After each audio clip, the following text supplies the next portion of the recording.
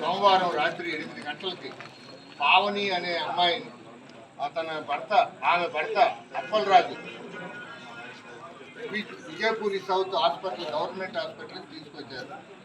దేనికోసం అంటే 9 నెలల నుండి ఆమె డెలివరీ అవుతుంది అని చూపించుకొని తీసుకెళ్ళడానికి వస్తే లేదు డెలివరీ అవుతుంది ఇక్కడే చేస్తామని చెప్పి చూసుకొని ఆ రోజు రాత్రి సోమవారం రాత్రి డ్యూటీ డాక్టర్ గారు 3 నర్సులు ఉండి చూసి మళ్ళీ రెండో రోజు పొద్దున్న మంగళవారం పొద్దున్న మళ్ళీ డ్యూటీ ఎక్కిన డాక్టరు 3 నర్సులు వీళ్ళు వారికి మరి ఏం ట్రీట్మెంట్ చేశారో ఎలా చేశారో ఏం ఆపరేషన్ చేశారో వాళ్ళ వల్ల కాకపోతే వదిలేయాల్సింది పోయి వాళ్ళ అశ్రద్ధ వలన కేవలం అశ్రద్ధ నిర్లక్ష్యం ఈ నిర్లక్ష్యం వలన వీపీ సౌత్లో ఎన్నో ప్రాణాలు పోతున్నాయి.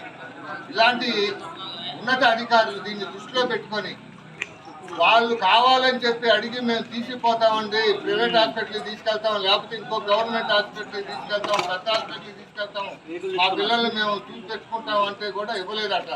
ఇవ్వకపోవడానికి కారణం ఏంటి అన్నది వాళ్ళు వెహికల్స్ తెచ్చుకొని కూడా పెట్టుకున్నా కూడా వాళ్ళు ఇవ్వలేదు అంటే దానికి కారణం ఏంటో అర్థం కాలేదు. వాళ్ళు అప్పటికే ఆపరేషన్ చేసి పిల్లడు చచ్చిపోయాడా లేకపోతే ఏంటి?